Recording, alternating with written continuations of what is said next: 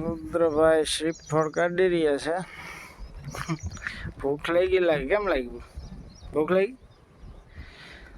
ને ખેતરોમાં જો વરસાદના પાણી ભરાઈ ગયા છે. આખા ખેતરો ભર્યા છે પાણીના, જોઈ શકો તમે. આપણે આજે નીકળી ગયા છીએ ખુલ્લા વાતાવરણની મોજ લેવા. બરાબર ને રુદ્ર?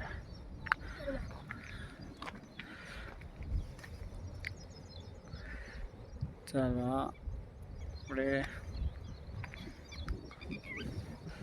એકદમ મસ્ત વાતાવરણ છે.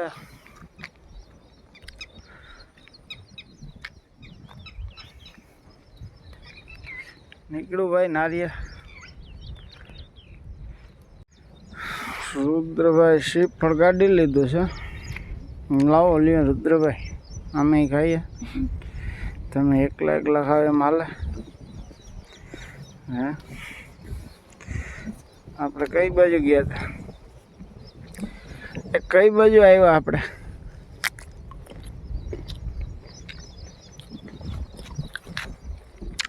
હા,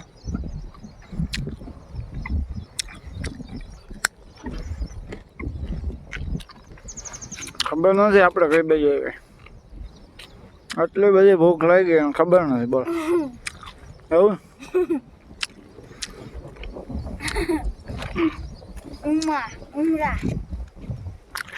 ઉમરા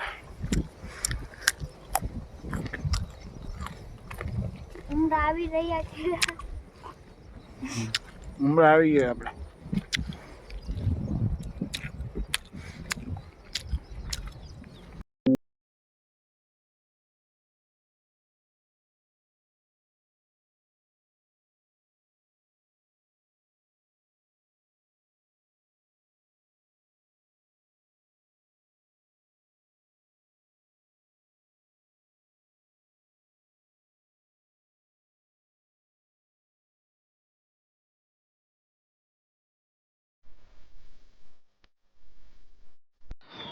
ચાલો મિત્રો, આપણે આવી ગયા છે અબ્રામા ગામમાં.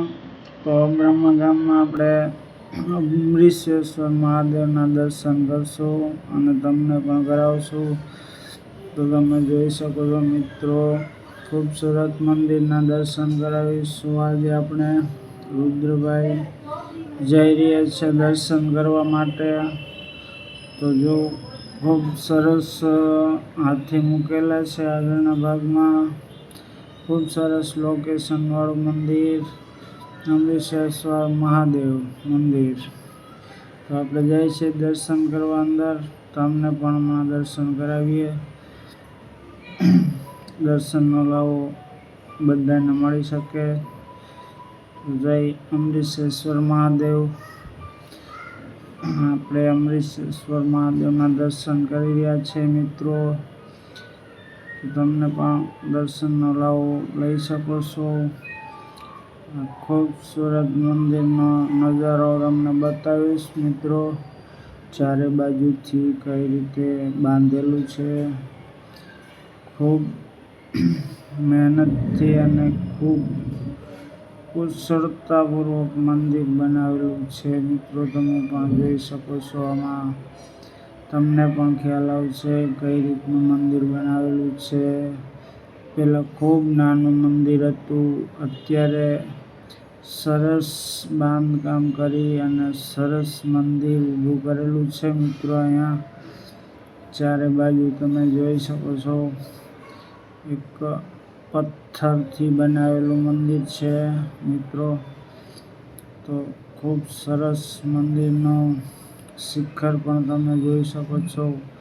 કેટલું સુંદર બનાવેલું છે અને ધજા ફરકે છે મિત્રો. તો આ છે આપણે અમરીશ્વર મહાદેવ મંદિર. એનું લોકેશન તમને જણાવી દઉં મિત્રો. સુરતથી આપણે 5 કિલોમીટર દૂર પીપીસવાણી રોડ અબ્રામા ગામ આવેલું છે આગળ.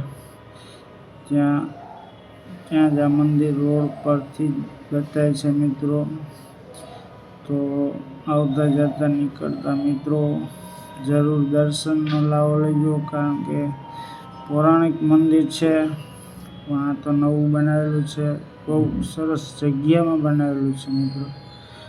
તો આપણે તો ઘણીવાર અવારનવાર જાતા જ હોઈએ છીએ દર રવિવારે, તો તમે પણ જજો.